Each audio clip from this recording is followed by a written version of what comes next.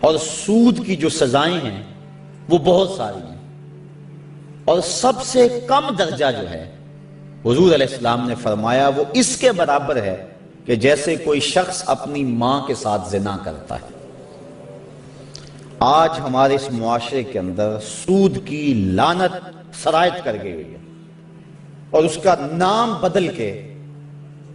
ہم اس کو اختیار کیے ہوئے ہیں۔ اگر شراب کی بوتل پہ روح افزا کا لیبل لگا لیا جائے تو اس کی ماہیت تو نہیں بدلتی۔ تو سود کا ہم نے مختلف انداز سے اس کے نام رکھ لیے، اور معاشرے کے اندر ہم کہتے ہیں کہ جی ہمارا کام ہی نہیں چلتا، کیا کریں، مجبور ہے، اور کئی بہانے ہیں لوگوں کے پاس، اور کئی باتیں اس حوالے سے۔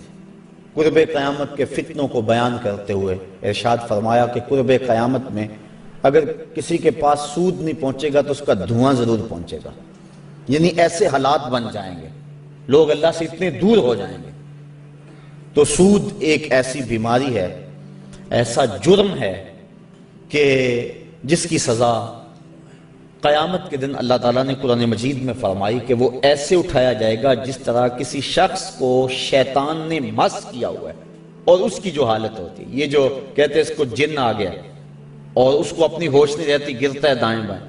جو سود خور ہے کل قیامت کے دن اس طرح اٹھایا جائے گا کہ جس طرح کسی کو شیطان نے مس کیا ہو، اور وہ جس طرح مجنون اور اس کی حالت غیر ہوتی ہے، قیامت کے دن اس طرح جو ہے وہ سود خور اٹھایا جائے گا۔ حبیب اجمی بہت بڑا سود خور ہے، گزر رہا ہے سڑک سے، بچے کھیل رہے ہیں، اس وقت کچی سڑکیں ہوتی تھی تو اس کے پاؤں سے گرد اڑی، تو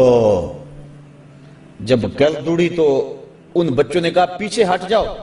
یہ سود خور جا رہا ہے، کہیں ایسا نہ ہو کہ اس کے پاؤں سے اڑنے والی گرد تمہارے اوپر پڑ جائے اور تمہیں جہنم کی آگ میں ڈالا جائے۔ ان بچوں کی بات ابھی اجمی نے سنی اور بڑا پریشان ہوا۔ بعض قطع ایک جملہ بندے کو بدل دیتا ہے۔ میں پچھلے دن سنت اور بدعت کے عنوان سے کچھ باتیں کی، تو میں جب واپس یہاں سے نکلا ہوں تو کتنے لوگوں نے مجھے یہ بات کہی ہے کہ آپ دعا کریں کہ جب دوبارہ ہم آپ کو ملے تو ہمارے چہرے پہ سنت کا نور ہو۔ تو بعض وقت ایسا ہوتا ہے کہ ایک جملہ اندر اتر جاتا ہے۔ ان بچوں نے کہا پیچھے ہٹ جاؤ، کہیں ابھی بجمی کے پاؤں سے اڑنے والی دھول تمہارے اوپر پڑ گئی تو تم جہنمی نہ ہو جاؤ۔ تو ابھی بجمی بڑا رویا، جہاں گیا وہاں واپس پلٹا اور اس نے پکی توبہ کر لی کہ مالک آج کے بعد سودی کاروبار نہیں کروں گا۔ تو جب واپس آیا تو وہی بچے بھی کھیل رہے تھے، اور اس کے دل میں شرمندگی تھی ان بچوں سے، گزرنے لگا تیزی سے تو گرد زیادہ اڑی، تو بچوں نے ایک دوسرے سے کہا اور جلدی جلدی آگے ہو جاؤ، اگر حبیب اجمی کے پاؤں سے اڑنے والی دھول تمہارے بدن کے کسی حصے میں پہنچ گئی تو تمہیں اللہ جنت کی بہاریں عطا فرما دے۔ قیامت کے دن کچھ لوگوں کے بڑے بڑے جسم ہوں گے، حدیث میں آتا ہے،